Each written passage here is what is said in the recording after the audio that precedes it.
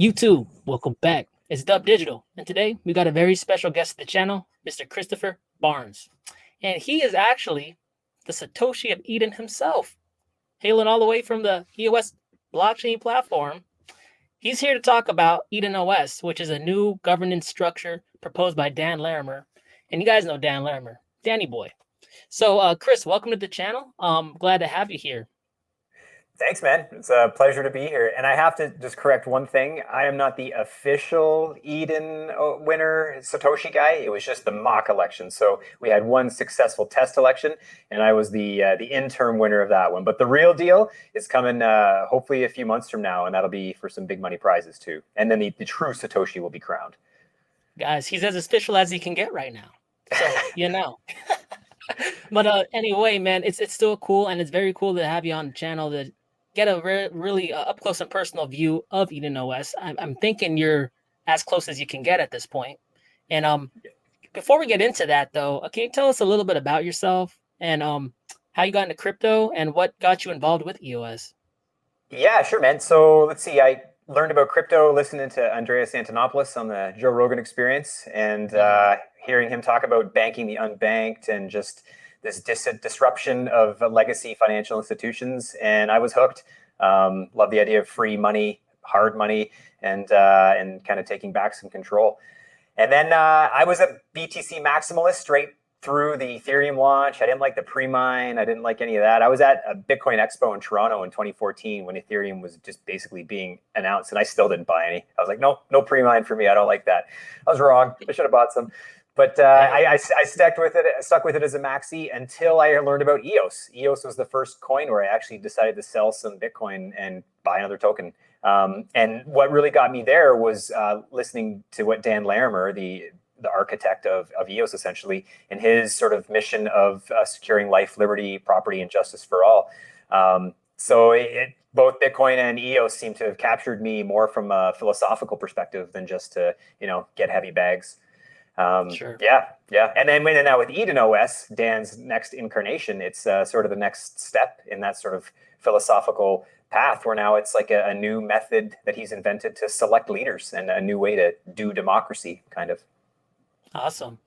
Yeah, and it's actually based on it. If you guys want to learn more and get in depth and nitty gritty into EdenOS, I think he made a book, right? Dan just released a book called More Equal Animals. But yeah, and he goes and digs into depth. Have you actually read that book, Chris? I have it. I've listened to it, and I started to read it. So it's incredible, and it is. You're exactly right. The principles that lead to this Eden process, and it's a process, are outlined in his book, and he does an incredible job of sort of breaking down some of the issues with our modern form of democracies and how they've sort of been captured in this sort of party system, and it's seems pretty captured. We could arguably say. So the Eden process is an entirely new way to still select leaders, but the method of democracy, how voting works and just how that all breaks down is entirely different and prevents it from being captured. That's what's so incredible is the system is designed to prevent capture.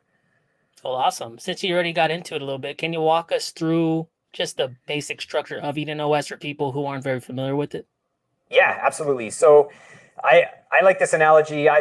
So this is my elevator pitch I'll attempt here for you. So it's basically you want to think of it like a traditional sport playoff, right? Where you've got hockey or football, and you've got the teams play against each other, and then they move forward, and then they play, and they move forward until you have a final two. So it's like this kind of hierarchy system that you move forward through process of elimination. So Eden is similar, where you take 1,000. So we're going to use the example of crash car derby racers. And so say you've got 1,000 crash car derby racers and they want to figure out who's the best 10 and then the top crash car derby racer. If you threw them all into one arena, they'd smoke each other. You wouldn't really see the skill come out because that's not the game. In this case is 10 people per race. So you take the 1,000 racers and you random is key because then you can't figure out who you're going to be up against in advance. It's how to like bribe your way in. Just let me win, buddy. Don't worry. So it's random. You take the 1,000 racers and you randomly split them into groups of 10. So you have 10 people per group, 100 groups, and they all race until one winner is crowned of each. Then you take those 100 winners, they fix their cars, and then they get randomly again broken into groups of 10. And they race, they smash up, and then you have 10 winners, and those become the top 10 out of 1,000 who do it one more time, and you have a final winner, and that's the Satoshi in this case. And then for Eden, how it works, and this is what we're doing with the EOS ecosystem, is we're taking the community. So members get invited into Eden from an existing member. And then once you're in Eden, you become part of the Eden community, in this case, Eden on EOS community. And once we have 1,000 members, we're going to do the first official election, and that could be a few months away. It depends how long we get there. But once we have 1,000 members, we're going to hold an election, and it'll be all simultaneous. You can't have sock puppets. You can't be in 2 elections at once.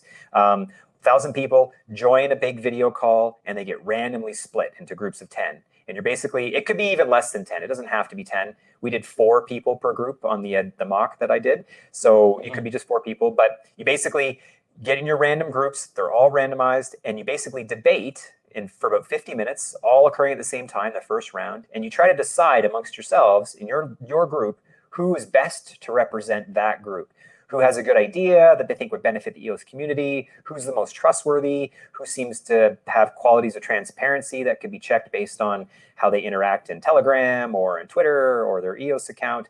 And so they basically try to reach consensus, and it's you have to have more than 2/3 plus 1, or more than 66%. So basically, if you had 10 people, you would need yourself and 6 others to vote for you, and you would move on to the next round. And that means you achieved consensus, and you were the best representative as agreed by a super majority of that group. And you would then take your idea, whatever project you want to pitch for EOS that you convinced everyone to vote for you, you take that to the next round. And then all the winners, they get re-randomized again into their groups. And now you've got the competition's going to heat up because you've got a few people who probably have some good projects. And they then discuss. 50 minutes roughly is the length of the call. But these are all sequential meetings. So it's like a kind of a marathon. You do it start to finish. And same thing, they just talk until they come to consensus. You're the guy, everyone agrees, or 7 out of 10 would agree.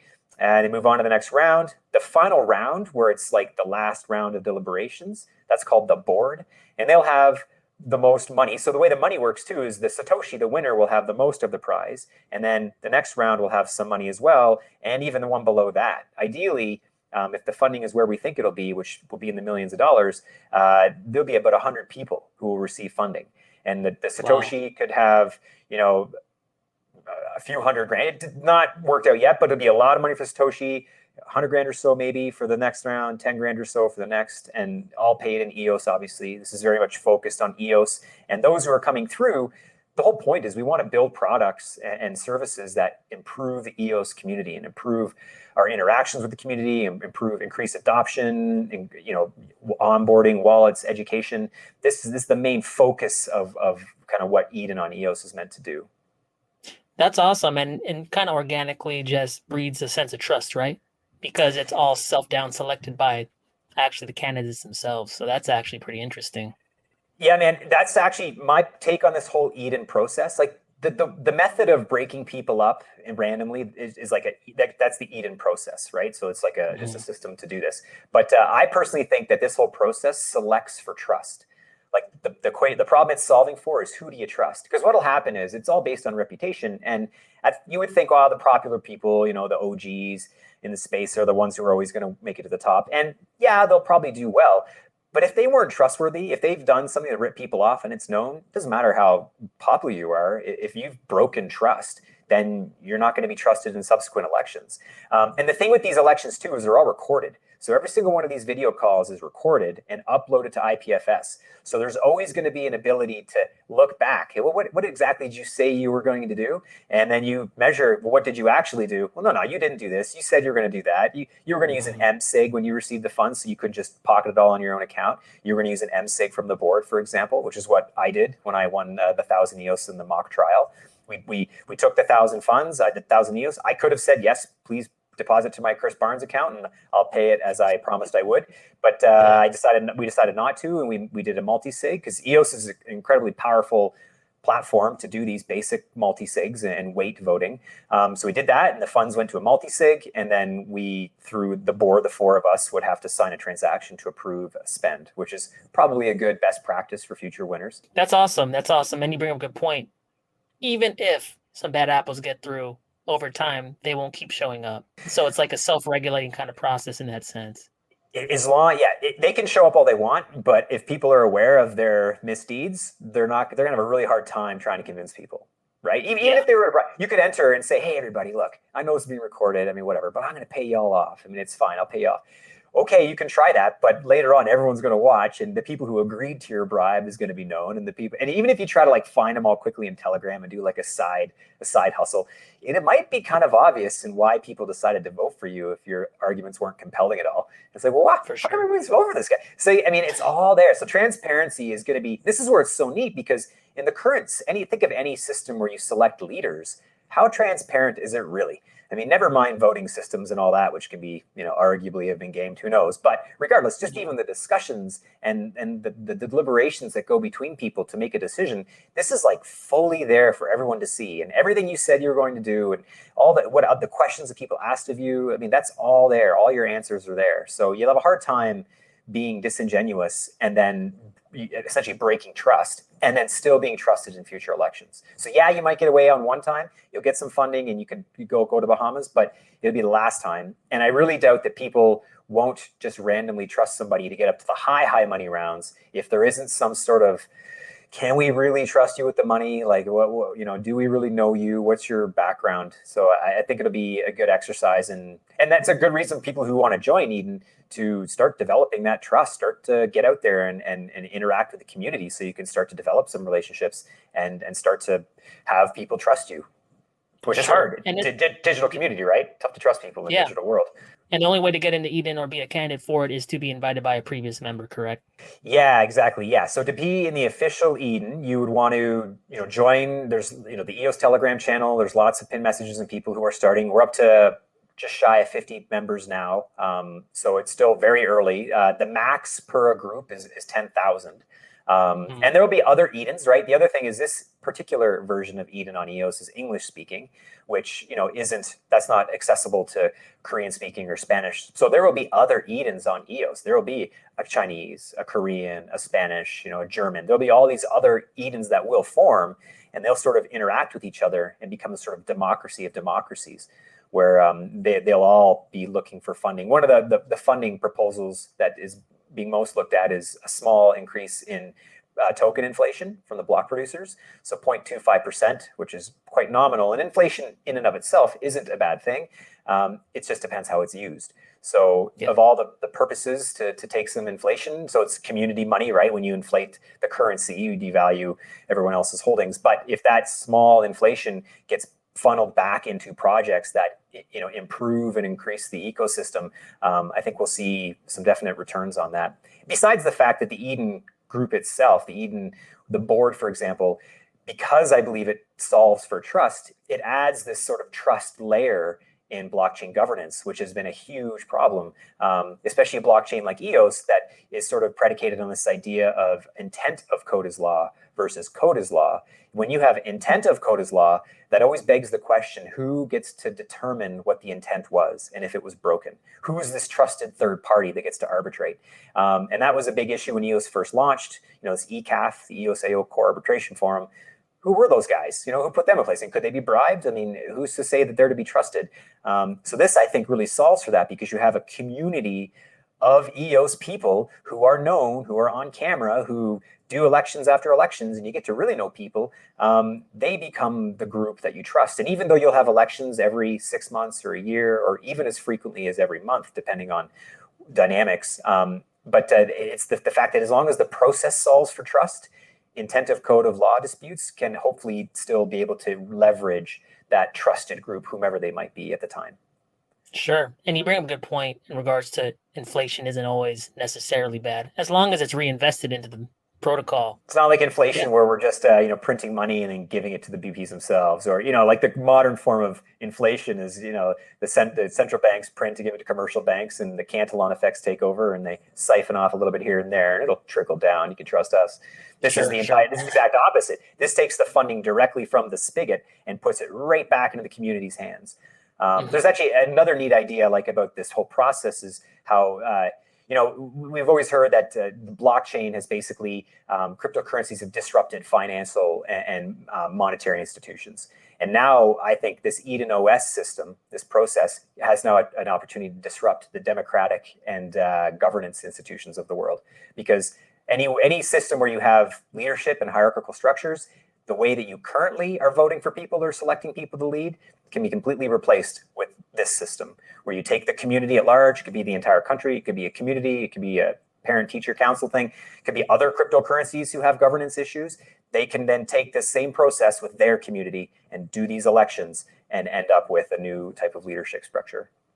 Sure. I would expect that to be more popular in the cryptocurrency realm other than the political realm, right? It starts, we're going to start with crypto, right? Well, let's fix governance on EOS, which has had some issues. We fix it. And I think one of the ways that we measure our success is if the token price is going to go up. I mean, there's a lot of great things going on EOS right now between bullish and this Eden process. I think this is pretty exciting, where we can then maybe have a better method to resolve these intensive code disputes versus, say, just the BPs getting together. And it's this unequal access to these tools too. That SX Vault hack that happened a few weeks ago, I agree with the resolution that the BPs, took the funds from the thieves' account and moved them back to the community, where they, some community members get their money back. But the problem is not all dApps have access to that. So there's been a few proposals put forth now to kind of revamp things a little bit on EOS to create a more neutral platform for access to dApps. So there could be different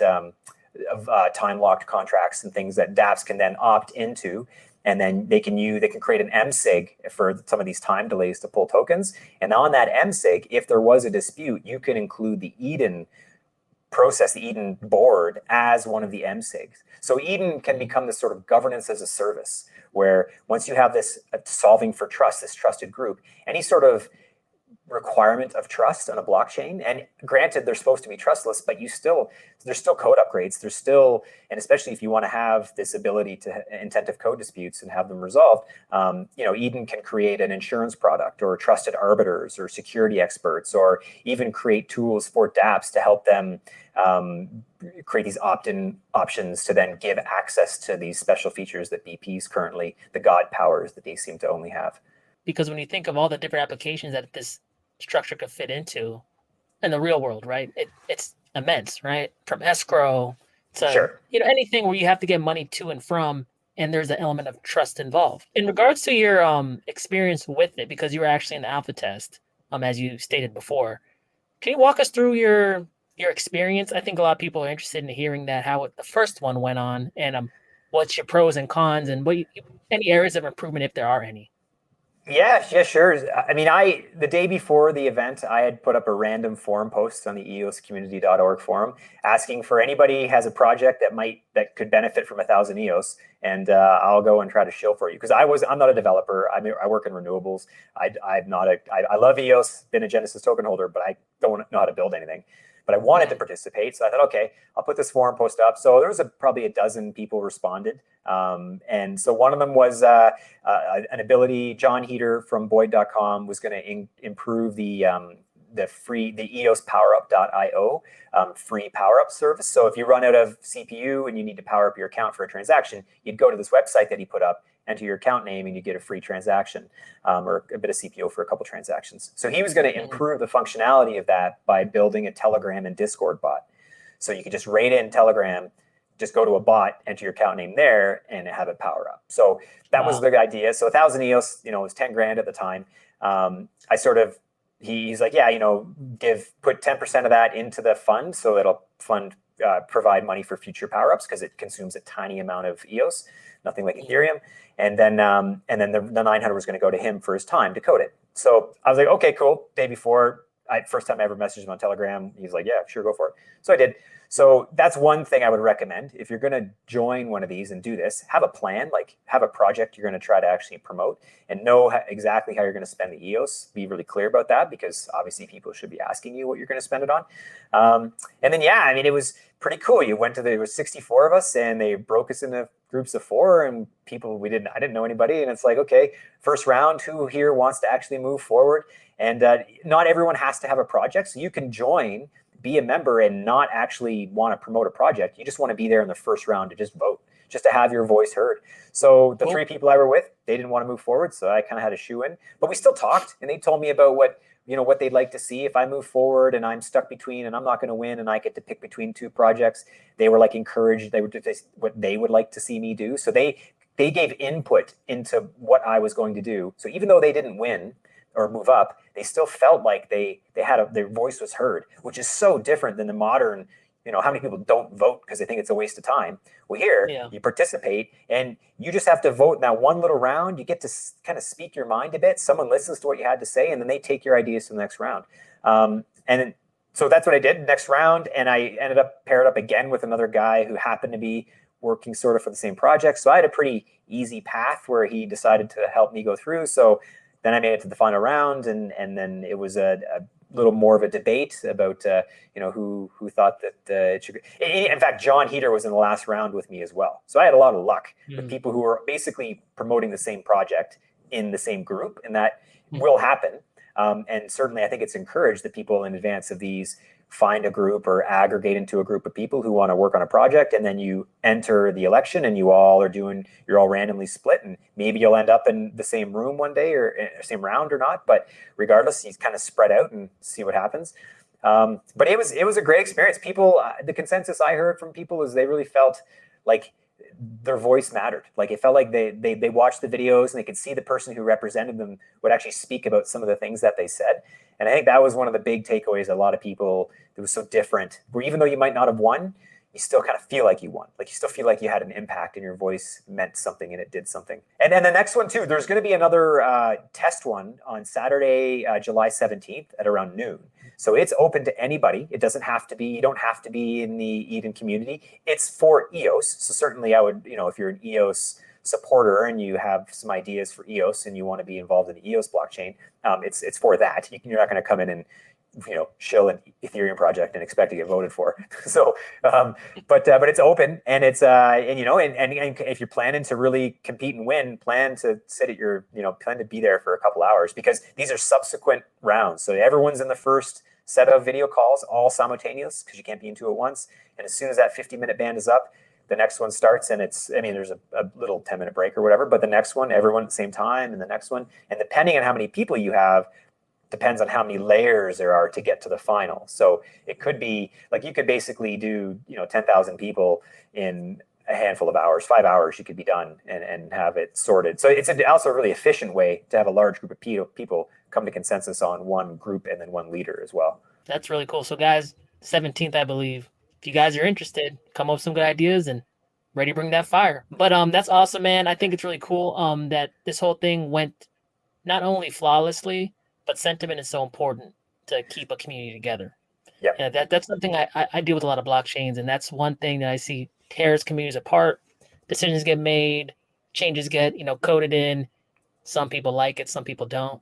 At the end of the day, everyone doesn't have to agree on it. They just have to feel like they've had a say.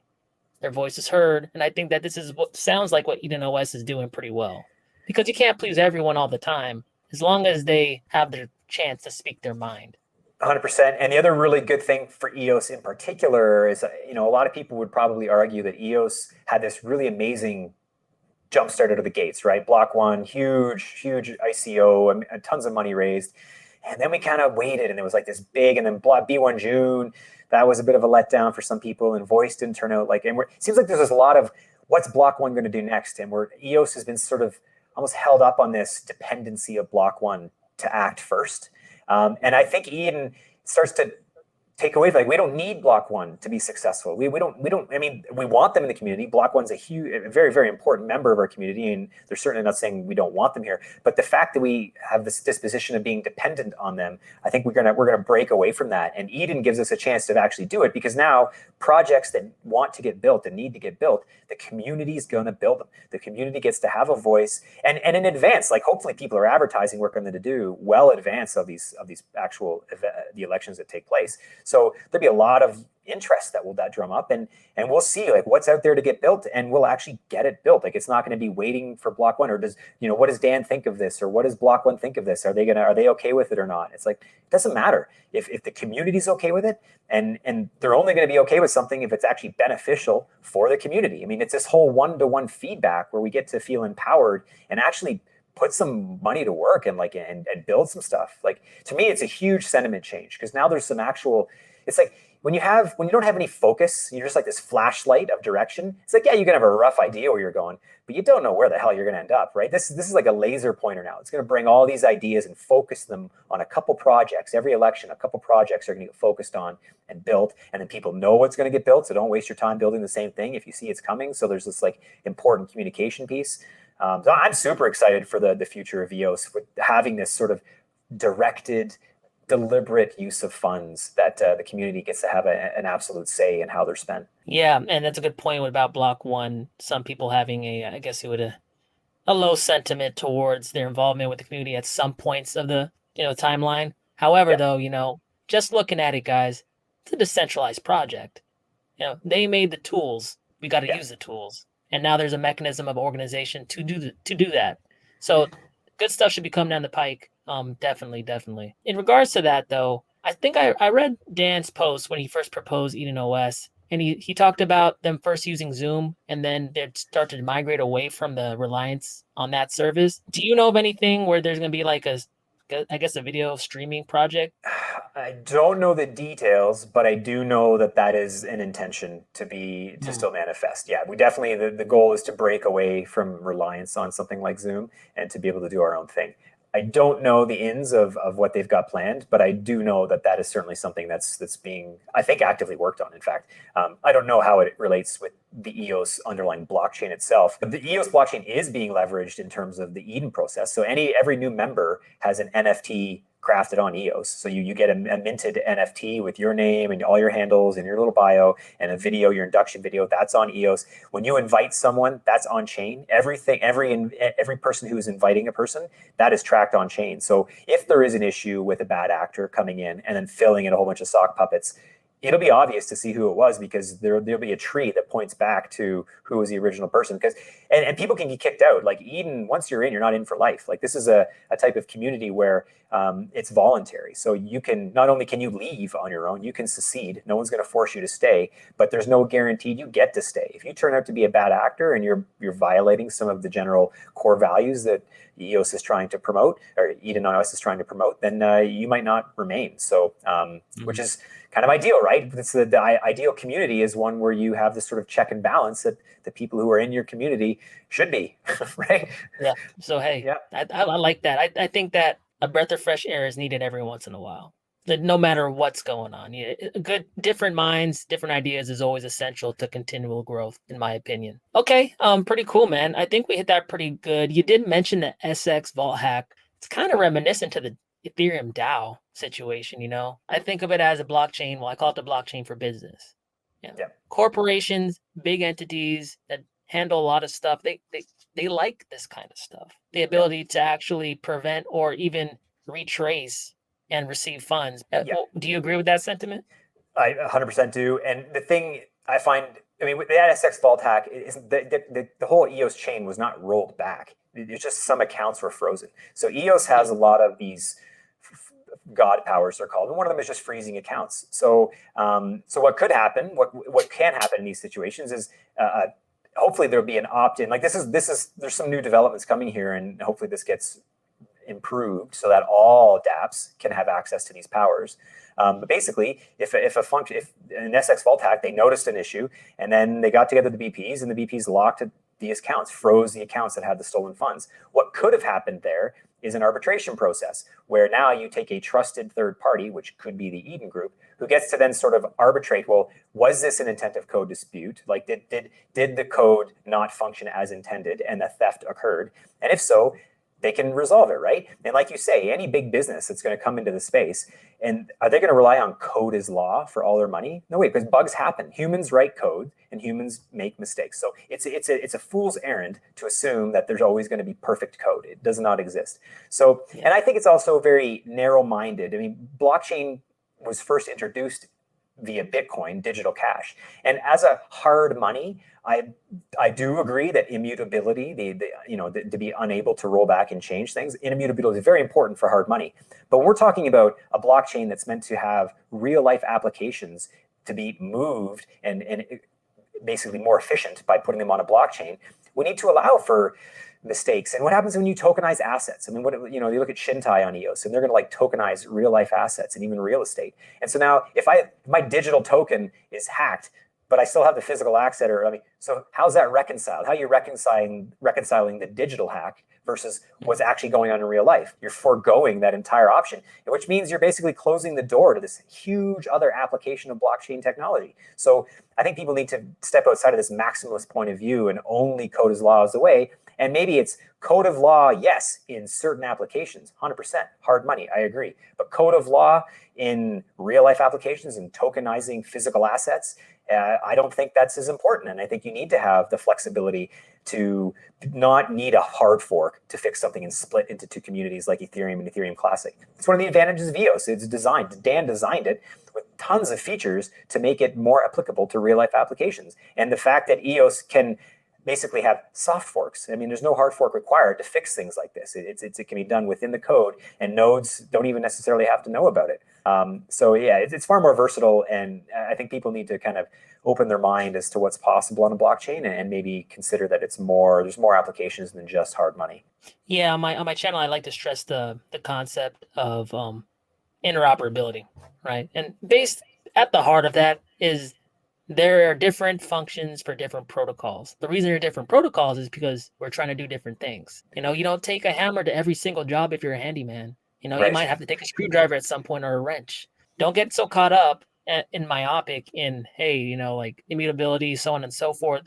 We're expanding now. Maybe that was previous cycles when we were establishing the digital capital, which is Bitcoin, POW, and all that. And it's the whole idea too, bro. Why is EOS maybe undervalued compared to some of the competitors? And I think we're still so early in this space that the irrational valuations are still prevalent, right? We're still at the web caller, Alta Vista, and then all of a sudden, comes Google with the technology that won the day. And I'm still pretty positive and confident that EOS long term, its tech will definitely start to shine. I did some digging on EOS, and they actually had a suit with the SEC, I think in 2019, where they were shown to be a unregistered security, but they were granted a waiver. That's always piqued my interest, especially with the whole drama with Ripple right now, and especially what they're going through.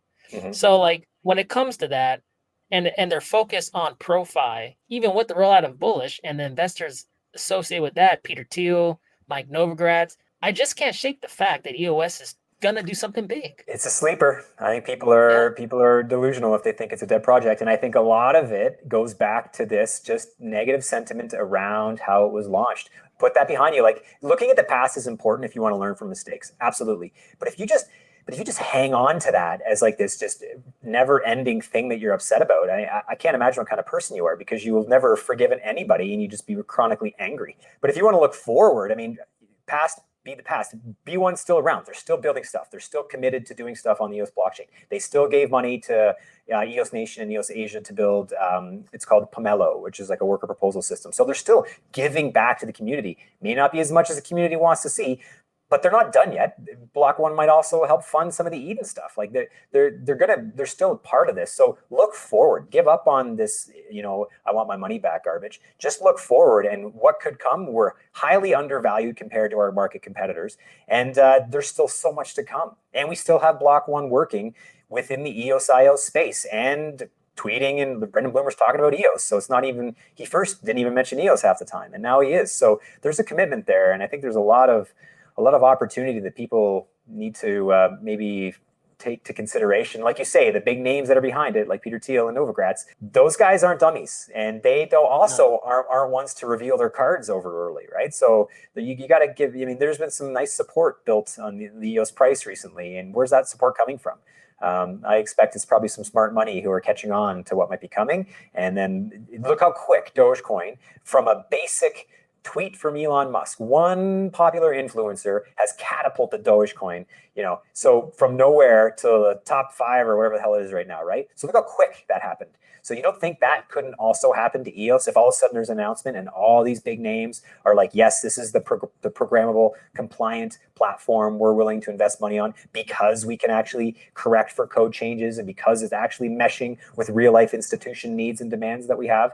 And it's been covered by the SEC, cleared by the SEC. Like that's no joke. That's a huge piece that those who are in a fiduciary position who have major money. I think what did Novogratz say the other day, that all of cryptocurrencies represent about 0.5% of the world's net worth right now. That's how much is in crypto, 0.5%. So anybody thinks they've missed the boat and this game's over, this is like the beginning of the internet. Like this is so early still. We haven't even begun to see what this can truly turn into. And EOS, I'm definitely loving what EOS is doing right now. When you think of just the expansion that has to come for cryptocurrencies, if you really believe it, it's so big it boggles the mind. It's so big it turns people off because they just can't understand the scale. And where's it going to go? So if all this money is going to flow in, where do you think it's going to go? Right? Where do people think it's going to go? Is it all going to buy Bitcoin? You think everyone's going to buy Bitcoin? No, of course not. They can't all buy Bitcoin. So where else is it going to go? DeFi? I doubt it, because we're talking about institutional money. They're not going to be playing in DeFi. Hello. I mean, look what Brendan Bloomer's been talking about this whole time. Compliant programmable finance. Keyword compliant. Nobody in a fiduciary position is going to invest someone else's money because they're a fiduciary into something that isn't compliant. It's just not going to happen. I mean, people are blind if they are just caught up in the FUD, which is pervasive. But you got to see through it if you want to see some bigger picture stuff here, because it's coming. Well, more than that, it's illegal. The fiduciary has a legal obligation to not do that. So they definitely won't do that. But ProFi I think is going to be a big deal. Bullish, they're starting to show their hand, right? Because I remember reading on boards that B1 ran off to Bermuda and did all this stuff with the funds and stuff. Well, no, we're starting to learn that they were building liquidity to make their own exchange. And they learned a lesson with voice. I mean, I think B1 did try to be a little more open, and there was a lot of cryptic tweets with emojis from Dan about what was coming, and I think they had a lot of hopes for what voice could have been. And they unfortunately didn't have full control to release that. I mean, they're trying to be compliant, and regulators changing hands halfway through, and it didn't release. So I think they've learned from that overhype and underdeliver. I think most people would rather underpromise and overdeliver as opposed to overpromise and underdeliver, which is what happened with voice. So I think that's a good sign that they're quiet on bullish at first, because they've learned their lesson about being too premature about announcing something and then realizing, oh, okay, this rule, we're not quite there. We got to wait for this ruling before we can. And it got held up. So just keep it quiet, and when it's ready to release, it will speak for itself, and you don't require this hype build up. EOS. block.one doesn't have any benefit from pumping the EOS price other than they own some tokens, but that's not their game. They're very much, I see EOS and Brendan Bloomer as this sort of long-term strategic thinker, and they're playing the long game. They don't need to pump price for short-term heavy bags. They're playing long game, and the value will find where it belongs. But most of the money in the world is derivatives. That's in the quadrillions, guys. Right. That's big time money. We're in a pretty critical, in my mind, point in financial history where no one can get yield. Mm-hmm. Traditional money sees us making money over here in digital assets, but they can't really enter it right now. They're itching to get in here. They're looking for ways, and I think bullish might just be that door that they need. Yeah, it's logical. Yeah, no, I don't think it's that bad. I'm hoping bullish has some great options. DeFi, I've got some Bitcoin I held on to, fortunately, from when I first bought some, and I don't want to put it on a DeFi platform. I don't trust it. What if it gets hacked? I just don't, but I will. When I see what hopefully block.one and bullish, that's an institution I would trust. I'd be willing to actually put some of my actual money there for less yield than DeFi, but hopefully better than a savings account.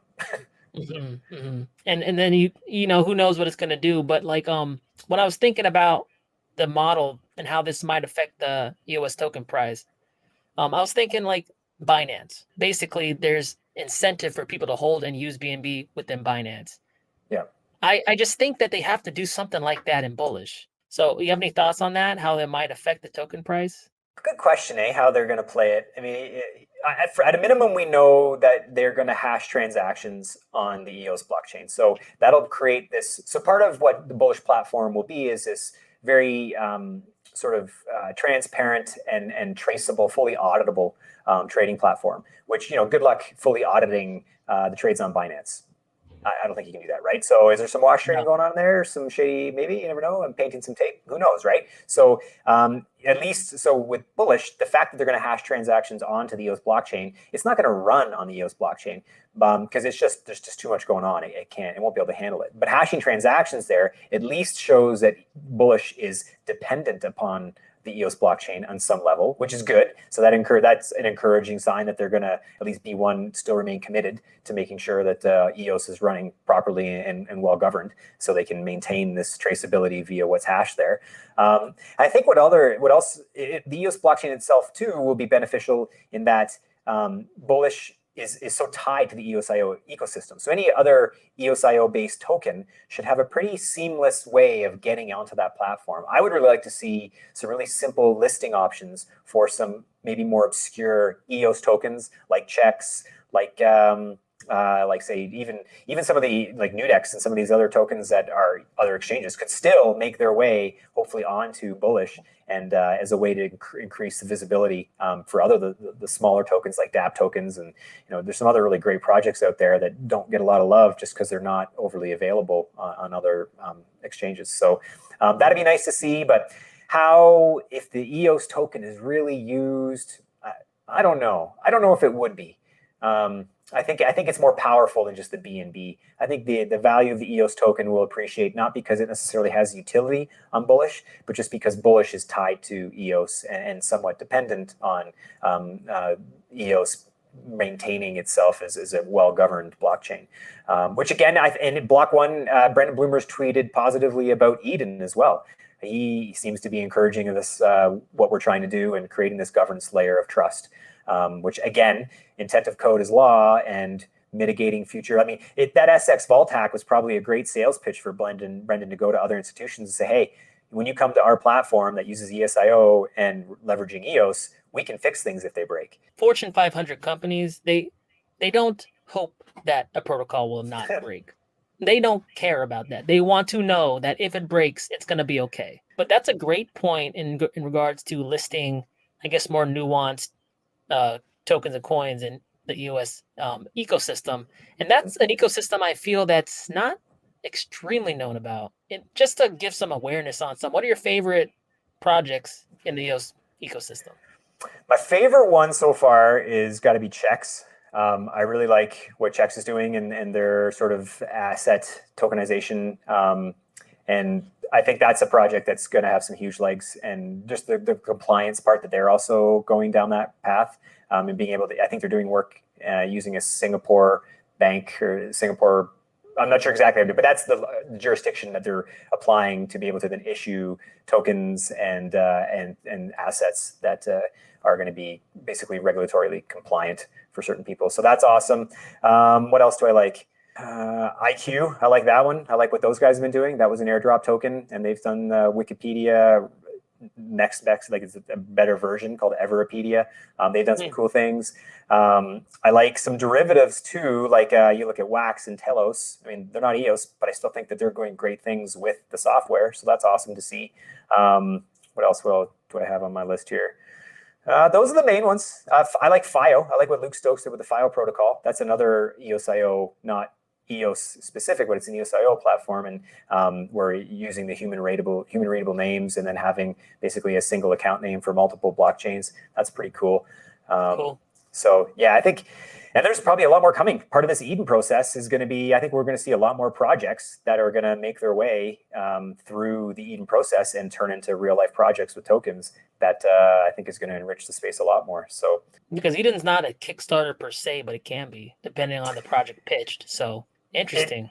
It absolutely can be. Yeah, it's there's definitely a Kickstarter piece of that, and an opportunity for some sort of incubation service to come in to help promote and encourage projects that come through the Eden funnel, and then help them launch. I'm sure that'll be coming. Awesome. Well, I think we hit all the major points. I really appreciate you coming on the channel and discussing it with us. EdenOS is really, really young in its infancy, but it's awesome that we can get a first-hand perspective on it right on the go. So thanks for coming on. I really appreciate it. Right on, man. Thanks for having me. Loved it. Yeah.